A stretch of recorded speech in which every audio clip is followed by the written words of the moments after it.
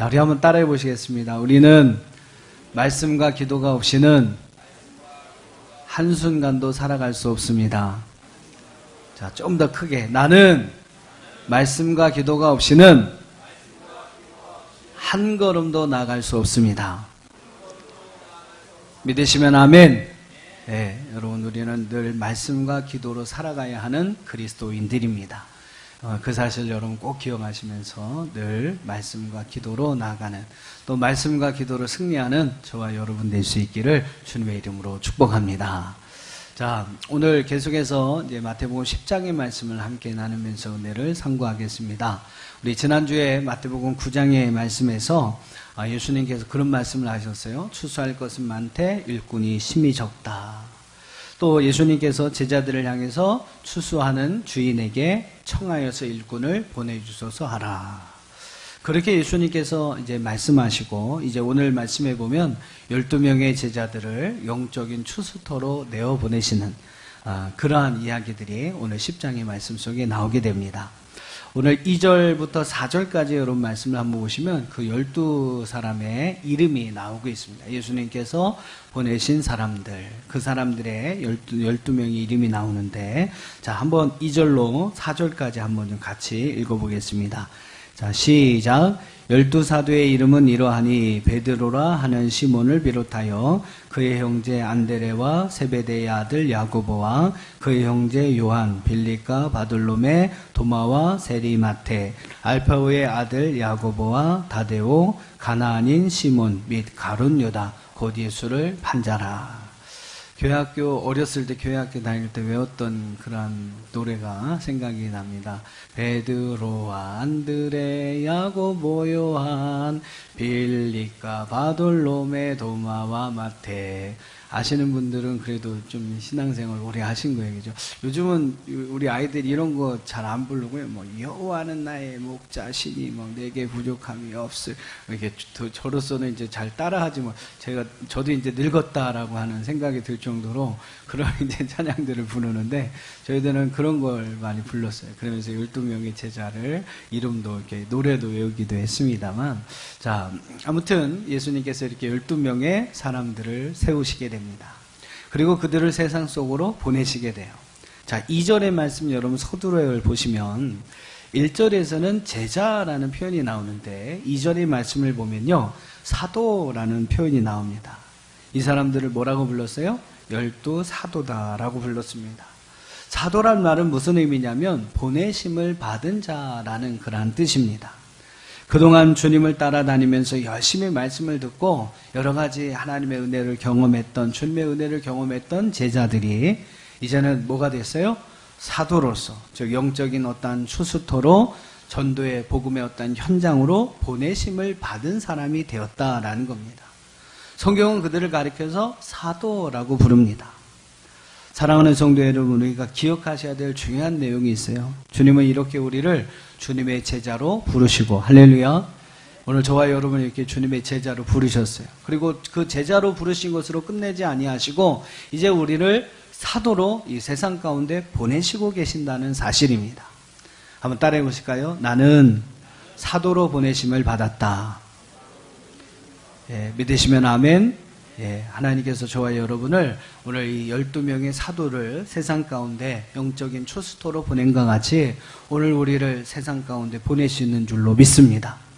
제자에서 사도로, 제자로 훈련을 받고 세워진 이들은 반드시 여러분 사도로서 세상을 향해 나가야 합니다.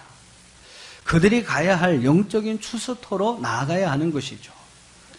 그냥 제자로서 교회 안에 머무르면 안 되는 거죠. 이제는 우리의 삶의 현장으로, 세상 속으로, 영적인 추수토로, 또 우리의 가정으로, 일터로, 사회 속으로, 세상 속으로 나가야 한다라는 것입니다. 나가서 주님의 말씀처럼 그곳에서 바로 빛과 소금의 역할을 감당해야 한다는 것이죠. 그곳에서 여러분 주님께 받은 모든 하나님의 말씀들을 실천하는 삶을 살아가야 한다라는 것입니다. 제자에서 사도로 보내심을 받은 이들이 바로 우리인 것을 꼭 기억하시기를 바랍니다. 다시 한번 해볼까요? 나는 사도로 부르심을 받았다. 믿으시면 아멘. 자, 자, 그렇다면 우리들은 이렇게 보내심을 받은 자로서 과연 어떠한 삶을 살아가야 하느냐라는 거죠. 어떻게 하나님께서 우리에게 맡겨주신 복음을 증거하는 그러한 사명을 감당하는 삶을 살아야 할까? 오늘 여러분 주님께서 12 사도들을 보내시면서 하신 그 말씀들을 함께 생각해 보면서 우리가 보내심을 받은 자로서 어떻게 이 세상에서 살아가야 할지를 함께 살펴보며 은혜를 상고하고자 합니다. 자, 첫째로 오늘 본문 1절 말씀을 보시면 우리가 이 말씀에서 꼭 기억해야 할 중요한 내용들을 한 3가지 정도 말씀을 드릴 텐데요. 오늘 1절 말씀을 보시면 예수님께서 제자들을 보내시면서 그들에게 무엇을 주십니까? 권능을 주십니다. 권능을 주셨다라는 것이죠. 자, 1절 같이 한번 읽어봅니다. 시작. 예수께서 그의 12 제자를 부르사 더러운 귀신을 쫓아내며 모든 병과 모든 약한 것을 고치는 권능을 주시니라. 이 권능을 주시고 그들을 사도로 보내신다라는 거죠. 주님은 제자를 보내실 때 그들에게 권능을 주셨습니다. 더러운 귀신을 쫓아낼 수 있는 능력을 주셨고 모든 병과 약한 것을 고치는 능력을 주셨습니다. 그리고 그들에게 그 능력을 주어서 사도로 보내시는 것이죠. 사랑하는 성도 여러분, 오늘도 주님은 우리를 전도의 현장에 보내실 때, 삶의 현장으로 우리를 보내실 때 우리를 여러분 빈손으로 보내지 않음을 기억하시기를 바랍니다. 하나님께서 여러분 우리 한 사람 한 사람에게 하나님의 영적인 능력, 권능을 하나님께서 허락해 주실 줄 믿습니다. 세상 속에서 여러분 살아가실 때에 주님의 보내심을 받은 자들에게는 주님의 권능이 있습니다. 믿으시면 아멘.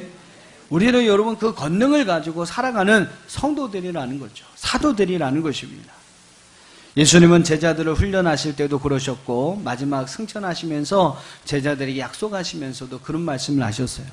누가복음 9장 1절과 2절에 보니까 예수께서 12 제자를 불러 모으사 모든 귀신을 제어하며 병을 고치는 능력과 권위를 주시고 하나님의 나라를 전파하며 앓는 자를 고치게 하려고 보내셨다라고 말씀하고 있습니다. 또 사도행전 1장 말씀 마지막 이제 올라가시면서 하시는 약속이죠. 사도와 함께 모이사 그들에게 분부하여 이르시되 예루살렘을 떠나지 말고 내게서 들은 바 아버지께서 약속하신 것을 기다리라. 기다리면 어떤 역사가 일어납니까? 요한은 물로 세례를 베풀었으나 너희는 몇 날이 못되어 성령으로 세례를 받으리라. 또 1장 8절에 보니까 오직 성령이 너희에게 임하시면 너희가 권능을 받고 예루살렘과 온 유대와 사마리아 땅끝까지 이르러 내 증인이 되리라 하시니라. 할렐루야. 자, 이렇게 예수님께서는 제자들을 훈련하실 때도 그들에게 능력을 주셨고요. 마지막 하늘로 올라가시면서 우리에게 성령을 주실 것을, 바로 그 성령이 임하실 때 하나님의 권능이 너희 가운데 나타나게 될 것을 말씀하셨다라는 겁니다. 여러분 이 말씀대로 오늘도 주님의 보내심을 받고 주님의 증인이 되는 삶을 살고자 하는 자들에게, 영적 추수의 여러분 일들을 감당하고자 하는 자들에게 하나님은 어김없이 성령을 통해서 하나님의 권능을 주실 줄로 믿습니다. 이것이 여러분 바로 보내심을 받은 자에게 하나님께서 주신 첫 번째 말씀이라는 거죠. 첫 번째 약속이라는 것입니다. 예전에 그 과천교회 김기동 집사님이라고 이제 고구마 전도왕으로 유명한 그러한 분이 있습니다. 그분의 간증을 인터넷에서 제가 들은 적이 있었는데 어떤 중간에 여러 가지 이야기를 하는 이야기를 하시는데 그분이 이제 집을 장만하게 되는 그러한 이제 과정을 간증하시면서 어떤 얘기를 하시냐면 한 10여 년 전만 해도 지금은 이제 나름대로 탄탄한 그 중소기업의 사장님으로 계십니다만 10여 년 전, 15년 전만 해도 참 어려운 그런 삶을 이분이 사셨다는 거예요. 이제 반지하에서 이렇게 가족들하고 집을 얻어서 살아가고 있는데 1년만 지나면 전세를 올려달라 하니까 너무 어려워서 그 올려줄 수가 더 없으니까 이제 이사를 하게 되는 겁니다. 집을 이사하기 위해서 이제 집을 구하러 다니는데 목표는 하나예요. 싼 집을 구하는 겁니다. 싼 집을. 어느 부동산에 들어가서 집 하나를 구하고 싶습니다. 근데 할 수 있으면 가능하면 쌀수록 좋습니다. 그 얘기를 했더니 복덕방 주인이 한참을 좀 생각하더니 싼 집이 하나 있기는 있는데 그러면서 선생님한테 제가 그 집을 소개해야 될까 말까 참 고민입니다. 이러더라는 거죠. 아니 어떤 집인데 그러세요? 그냥 싸면 좋습니다. 싸면 좋습니다. 했더니 폐가가 하나 있답니다. 폐가가 하나 있대요. 폐가. 뭐 폐가라고 그래서 여러분 뭐 외딴 지역에 떨어진 곳이 아니고 아파트 폐가가 있답니다. 아파트 폐가. 어떤 폐가인가 하면 그 부동산 주인이 이야기를 들어보니까 그 집에 들어가면 3개월도 안 되어서요, 식구 중에 한 사람이 죽어 나오는 곳이라는 거예요. 예, 그런 곳입니다. 그래서 2년 동안 무려 4가정이 들어갔다가 4가정이 다 한 사람 한 사람 죽고 나온 곳이 바로 그곳이라는 거예요. 그러니까 뭐 그 지역에 소문이 쫙 나니까 이제 누구도 안 사는 집이 된 겁니다. 그래서 몇 년 동안 그냥 비워준 그러한 폐가가 있다는 거예요. 폐가. 예. 주인도 이제 더 이상은 새놓기를 포기해서 그냥 아무나 조금만이라도 내고 와서 살아주기만 하면 좋겠다, 이러는 집이 있다는 거예요. 가만히 듣고 보니까 괜찮은 거예요. 30평짜리 아파트인데다가 가격도 뭐 엄청 싸고 좋은 겁니다. 뭐 이때만 해도 이 김기동 목사님이 예수 믿고 막 열심히 전도해서 막 신앙이 어떤 이렇게 저기들이 막 뜨거울 때였는데 뭐 솔직히 귀신이 무섭겠습니까? 그래서 선생님 그거 우리 주십시오. 그거 우리 주이소. 이분이 사투리를 쓰시는데 그거 우리 주이소. 예. 우리는 예수 믿는 사람이니까 괜찮습니다. 이 부동산 주인이 좀 아직 젊으시고 아이들도 둘이나 있으신데 괜찮으시겠냐고. 걱정하지 마이소. 우리는 예수 믿는 사람이니까 아무 문제 없습니다. 예. 그래가지고 집주인을 만나가지고 계약을 하고 그 집에 가서 살았답니다. 그러니까 막 이사를 하는 날 막 동네 사람들이 다 모인 거예요. 그러면서 지켜보는 겁니다. 야, 저 사람, 저 집은 또 언제 죽어서 나갈까? 얼마 있다가 또 죽어서 나갈까? 막 동네 사람들이 다 몰려와서 구경을 하더라는 겁니다. 이후에 어떻게 됐을까요? 3개월이 지났는데 아무 일도 일어나지 않더라는 거죠. 반년을 살았는데 아무 일도 일어나지 않더라는 겁니다. 그러니까 막 주변의 마을 사람들이 눈초리가 달라지더라는 것이죠. 야, 이상하다. 뭔가 좀 이상하다. 그렇게 1년을 살고 1년 반이라는 그런 시간이 지나갔습니다. 그 기간 동안에 뭐 사람이 죽어나간 것이 아니고요, 오히려 하나님께서 그 집사님의 사업을 축복하셔서 뭐 종업원이 몇백 명을 거느리는 큰 기업으로 성장할 수 있게 되었고, 뭐 그 당시만 해도 아파트를 구하기가, 분양받기가 어려운 그런 시대였었는데 그냥 우연히 이렇게 아파트에 신청을 했는데 40평 아파트에 당첨이 됐다는 거예요.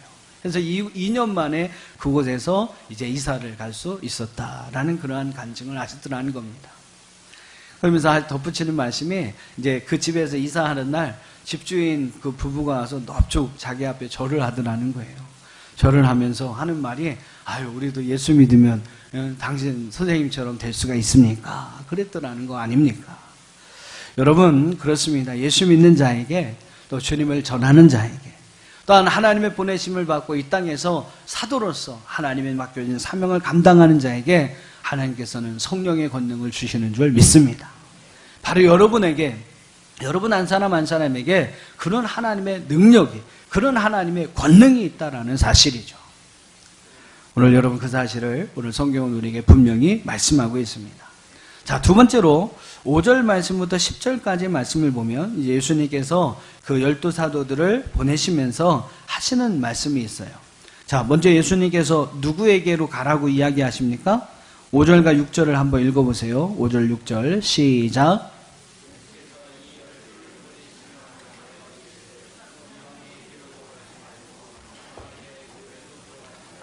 오히려 이스라엘의 집에 잃어버린 양에게로 가라. 예수님께서 누구에게 가라고 하십니까? 이스라엘의 이 집에 잃어버린 양에게로 가라. 예수님은 먼저 그들에게 이방인의 길이나 사마리아인의 교걸로 들어가지 말고 차라리 잃어버린 이스라엘의 양들에게로 가라라고 말씀하십니다. 이 말씀의 의미가 여러분 무엇입니까? 가장 먼저 우리가 전도해야 할 대상은요, 우리 주위에서 늘 만나는 사람들, 우리 주변에서 가장 가까운 사람들, 어떻게 보면 여러분이 가장 사랑하는 사람들, 그 사람들을 전도 대상자로 가장 먼저 삼고 전도해라 라는 것입니다. 우리는 복음을 들고 어디든지 갈 수 있어요. 땅끝까지 가야 할 그러한 사명이 우리 가운데 분명히 있습니다. 땅끝까지 이르러 주님의 복음을 증거하는 것이 어떻게 보면 우리의 전도의 목표입니다. 선교의 목표이죠. 그런데 여러분, 중요한 것은 무엇입니까? 우선적으로 우리는요, 이 주위에 잃어버린 양들에게 먼저 가야 한다는 것입니다. 예루살렘과 유대와 사마리아를 지나야 여러분 땅끝이 온다라는 것이죠. 예루살렘과 유다가 지나지 않고는요, 여러분 땅끝은 있을 수 없는 것입니다. 우선적으로 먼저 우리가 만나야 할 전도의 대상, 우리가 먼저 전도해야 할 전도의 목표는 우리의 사랑하는 사람들, 우리의 주변에 잃어버린 양들이 되어야 한다라는 것입니다. 자, 그 다음에 여러분 7절과 8절 말씀을 보시면 그럼 잃어버린 양들에게 가서 무엇을 하라고 말씀하고 계십니까? 자, 7절 8절 같이 한번 읽어보겠습니다. 시작. 가면서 전파하여 말하되 천국이 가까이 왔다 하고 병든 자를 고치며 죽은 자를 살리며 나병한 자를 깨끗이 하며 귀신을 쫓아내되 거기 너희가 거저 받았으니 거저 주어라. 우리가 받은 것을, 우리가 받은 하나님의 복음을 그들에게 거저 나눠주어라 라고 말씀하고 있습니다. 하나님께서 우리에게 값없이 거저 우리에게 주신 하나님의 은혜를 그들에게 나눠주라 라고 말씀하고 있어요. 특별히 여러분 7절의 말씀 보면 우리가 전파해야 할 메시지가 있다고 말씀하시는데 그게 무엇입니까? 천국이 가까이 왔다. 천국이 가까이 왔다. 그러면서 그들의 병을 고쳐주고 죽은 자를 살려주고 나병에서 깨끗함을 얻도록 도와주어라 라고 말씀하고 있어요. 여러분 바로 이게 무엇입니까? 이게 여러분 복음입니다. 복음은 다른 게 아니에요. 복된 소식, 기쁜 소식 아닙니까? 병든 자가 고침을 받는다. 이보다 더 기쁜 소식이 어디 있겠어요? 죽은 자가 살아난다. 여러분 나병한 자가 깨끗함을 얻는다. 여러분 귀신 들린 사람이 귀신이 떠나간다. 이보다 더 아름답고 복된 소식, 기쁜 소식이 어디에 있겠습니까? 이게 여러분 복음이라는 거죠. 우리에게 천국이 있다. 할렐루야. 우리에게 천국이 있다. 우리의 인생은 죽음으로 끝나는 그러한 인생이 아니라 우리에게 영원한 하나님의 나라가 있다. 천국에서 영원히 사는 영원한 생명이 있다. 여러분 죽기 위해 산다고 생각해 보세요. 얼마나 우리 인생이 허무합니까? 열심히 사는데 왜 살아요? 나중에 다 죽는데. 죽기 위해 산다. 여러분 생각해 보세요. 얼마나 인생이 허무합니까? 하나님께서 근데 우리 인생을 그렇게 만드시지 않았어요. 하나님 나라에서 영원히 살 수 있는 영원한 우리에게 천국 또한 영원한 생명을 하나님 우리에게 허락하여 주셨습니다. 여러분 이것이 우리 인생의 복된 소식이 아닙니까? 복음이 아닙니까? 우리는 바로 이 복음을, 이 기쁨의 소식을 전해야 한다라는 겁니다. 값없이 받았으니 값없이 전해야 한다. 아마 그런 경험들 많으실 것 같은데 여러분 어느 식당, 좋은 식당에 가서 음식을 먹었는데 너무 맛있는 거예요. 그런데 값도 싸요. 서비스도 엄청 좋습니다. 이만큼씩 줘요, 음식을. 요새는 또 많이 주면 별로 안 좋아하시는데 저는 많이 주면 좋더라고요. 음식도 맛있고 값도 싸고 서비스도 좋고 그렇습니다. 그런 여러분 식당에서 식사를 하고 오셨어요. 어떻게 하시겠어요? 어떻게 하시겠습니까? 전하지 말라고 해도요, 옆에 집 가갖고 여러분 아는 지인들에게 내 그 식당을 가보니까 맛도 좋고 값도 싸고 서비스도 끝내준다. 그렇게 여러분 전하실 겁니다. 그게 여러분 복된 소식 아닙니까? 그게 여러분 기쁨의 소식 아닙니까? 예수 믿으세요? 한번 믿어보세요. 참 좋습니다. 여기서 여러분 참 좋습니다. 이 말이 저는 복음이라고 생각합니다. 우리는 이렇게 내가 믿는 것이 얼마나 좋은 것인지를 증거하는 거죠. 여러분에게 주신 하나님의 은혜가 얼마나 우리에게 좋은 것인지를 증거하는 게 여러분 복음 전파하는 것입니다. 나에게 하나님께서 주신 기쁨의 그 소식, 여러분 그 은혜의 소식, 우리의 구원의 소식, 그것을 여러분 전하는 것이 바로 복음 전하는 것이죠. 여러분에게 기쁨의 소식이 무엇입니까? 여러분 정말로 예수 믿으니까 좋습니까? 여러분 정말로 예수 믿으니까 좋습니까? 정말 좋습니까? 정말 여러분이 예수 믿는 것이 좋아야, 먼저는 여러분 예수 믿는 것이 여러분이 정말로 좋아야 그 전하는 소식이 복음이 되는 거예요. 내가 별로 믿었는데 별로 좋지도 않은데 그걸 전하면 그게 복된 소식입니까? 여러분이 경험하고 여러분이 좋은 것이 전해질 때 그것이 복음이고 그것이 기쁨의 소식이 될 수가 있는 것이죠. 다시 한번 묻습니다. 사랑하는 성도 여러분, 예수 믿으니까 좋습니까? 믿음으로 살아가는 것이 정말 좋습니까? 왜 좋으시다면서 얼굴은 맨날 찡그리면서 살아가세요? 왜 예수 믿으면 좋으시다면서 세상 고뇌를 다 가진 사람처럼 여러분 그렇게 살아가고 계십니까? 좋으면 뭐 웃어야 하지 않을까요? 그죠? 예, 행복하면 웃음이 나오는 거죠. 좋으면 즐거워야 하는 것입니다. 교회에 나와 있는데, 예배를 드리고 있는데, 기쁨이 없다, 즐거움이 없다, 감사가 없다. 여러분 정말 좋은 거 맞습니까? 한번 생각해 봐야 하는 것이죠. 그냥 다른 사람이 봐도요, 야, 저 사람은 뭐가 좋길래 맨날 저렇게 싱글벙글일까. 뭐 이렇게 보면 삶의 어려움도 힘겨움도 많은 것 같은데, 야, 저 사람 뭐 믿을 구성이 있길래 저렇게 날마다 행복할까. 속 없는 사람이 아니라 정말로 그 안에서 하나님이 주시는 기쁨으로 충만한 삶을 살아간다라는 것이죠. 여러분, 바로 이런 인정을 받는 사람이 예수 믿는 사람인 거죠.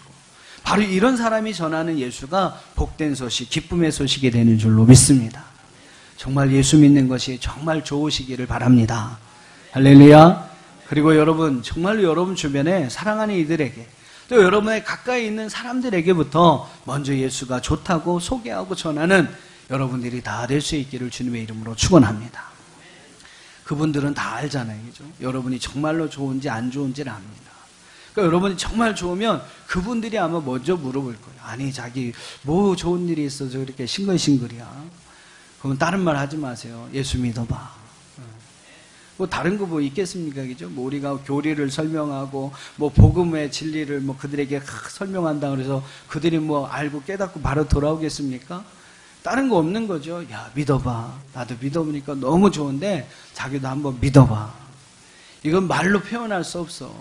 이건 말로 설명할 수 없어. 내가 전하고 싶어도 전할 수가 없어. 한번 믿어봐. 경험하지 않으면, 맛보지 못하면 알 수 없는 거야. 그럼 궁금해지지 않을까요? 그게 여러분 바로 복음을 전하는 것인 줄 믿습니다.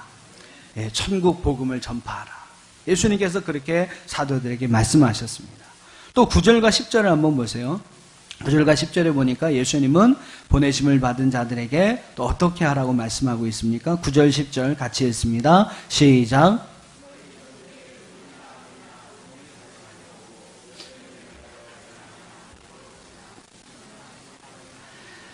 이는 일꾼이 자기의 먹을 것 받는 것이 마땅함이니라. 자, 이 말씀은 무슨 의미냐면, 이 말씀을 보내심을 받은 자로서 전적으로 하나님만 의지하며 살아라. 할렐루야. 전적으로 하나님만, 하나님의 보내심을 받은 사람이니까 하나님께서 책임지시는 거죠. 하나님의 일꾼이니까 하나님께서 그에게 필요한 모든 것을 제공하는 것은 마땅하다라는 겁니다. 그러니까 하나님 앞에 보내심을 받은 자로서 우리는 전적으로 하나님만 믿고 하나님만을 의지하며 살아가라는 거예요. 돈이나 금이나 동이나 의복이나 여러분 우리의 삶에 필요한 것들 하나님께서 필요한 자들에게, 필요로 하는 자들에게 공급해 주시니까, 할렐루야. 그런 거 여러분 생각하지 말고 하나님만을 믿고 하나님만을 의지하며 살아가라. 여러분, 그것이 바로 주님의 보내심을 받은 자들에게 주님이 명령하시는 말씀인 줄로 믿습니다. 하나님께서는 보내심을 받은 일꾼들의 먹을 것과 입을 것을 이미 다 예비해 놓으시는 것이죠.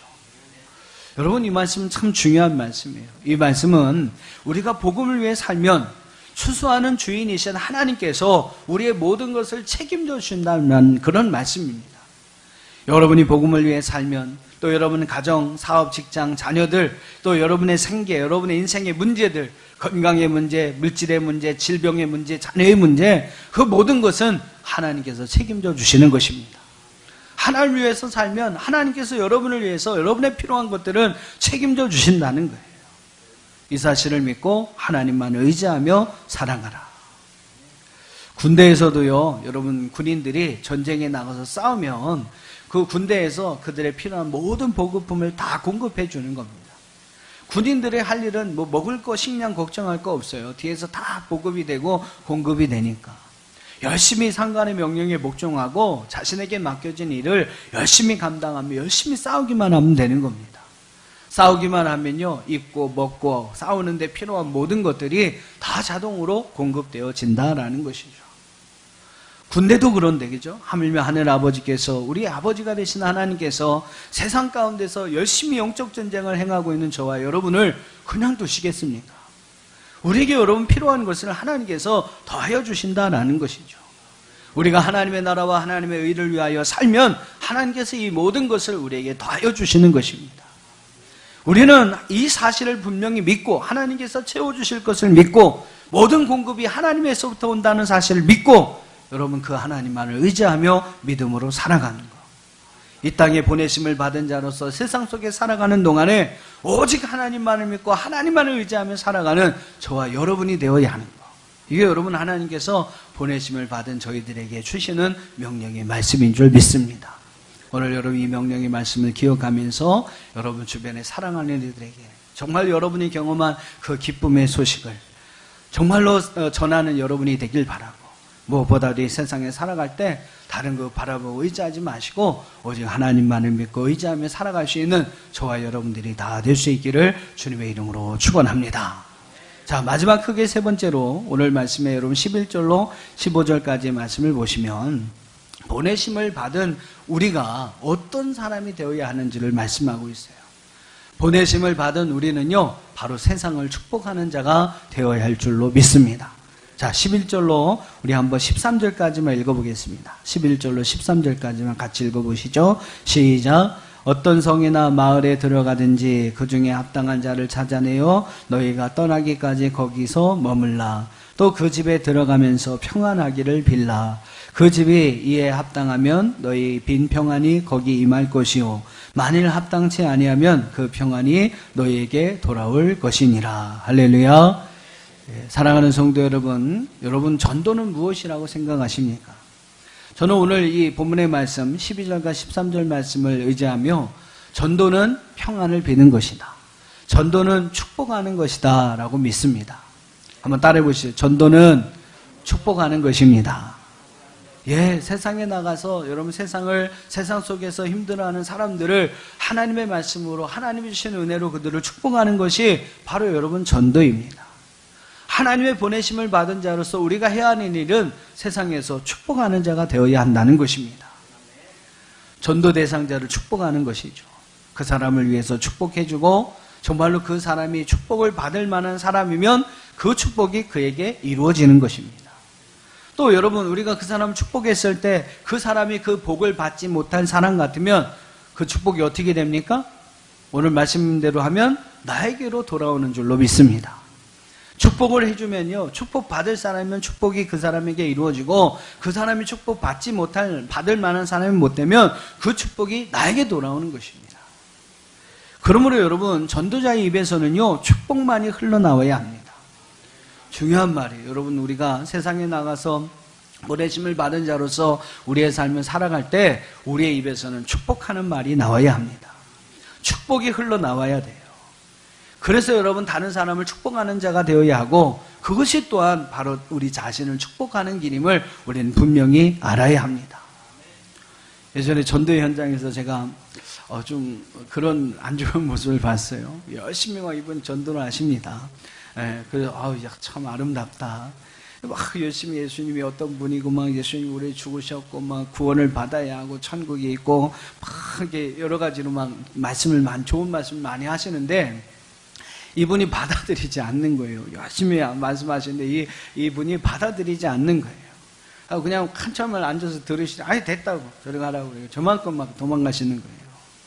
그러니까 이분이 좀 속상한 거죠. 속상하긴 할 것 같습니다만 실컷 막 얘기했는데 그냥 반응 없이 그냥 절로 확 하고 돌아가 버리니까 얼마나 속이 상하셨던지, 그 양반 뒤통수에다 대고 뭐라고 그러시냐면 지옥의 아랫목에 나가서 먹어라 이놈 새끼야. 제가 깜짝 놀랐어요. 지옥의 아랫목이나 가라 이놈 새끼야. 뭐 그런 얘기 하시는데 깜짝 놀랐어요. 깜짝. 여러분, 정말로 그러시면 안 된다는 겁니다. 절대로 그러시면 안 돼요. 하나님 세상 속에서 우리를 축복하는 자로 보내셨습니다. 네. 아무리 여러분 세상 속에 미운 사람이 있고 여러분 원수 같은 사람이 있어도 그 사람을 위해 축복하는 자로 하나님 우리를 세워주셨다는 것을 기억해야 합니다. 보내심을 받은 자의 책임은 축복을 전하는 것입니다. 축복하는 것입니다. 그 사람이 받든지 안 받든지, 받으면 그 사람에게 복이 되는 것이고 그 사람이 안 받으면 그것이 나에게 복이 되니까 얼마나 좋습니까? 그죠? 축복해줘서 내가 축복도 받을 수 있다. 하나님께서 여러분 보내심을 받고 이 세상 가운데 살아가고 있는 저와 여러분은 여러분 꼭 기억하십시오. 축복하는 자가 되어야 합니다. 미운 사람에게든 원수에게든 여러분 그들에게 우리가 해야 할 본분은요 다른 거 없어요. 축복하는 것입니다. 하나님의 말씀으로 하나님이 우리에게 거저 주신 그 은혜와 사랑으로 그들을 거저 축복하고 그저 하나님의 귀한 사랑과 은혜를 거저 나눠주는 것, 이것이 바로 보내심을 받은 저와 여러분들이 해야 할 일인 줄로 믿습니다. 우리는 여러분 이러한 사람으로 정말로 하나님께서 쓰임받게 하기 위해서 우리는 주님의 보내심을 받은 자들입니다. 이 추수해야 할 이때에 추수꾼으로서 쓰임받기 위해서 주님은 우리를 이 추수의 현장에 보내고 계십니다. 주님의 시대에 쓰임받았던 12명의 사도들과 같이 오늘 여러분 모두도 그러한 주님의 12명의 사도와 같이 오늘 세상에 영적인 파수꾼으로서 영적인 추수꾼으로서 하나님 여러분에게 맡겨준 귀한 사명 잘 감당해 가시는 저와 여러분들이 다 될 수 있기를 주님의 이름으로 축원합니다.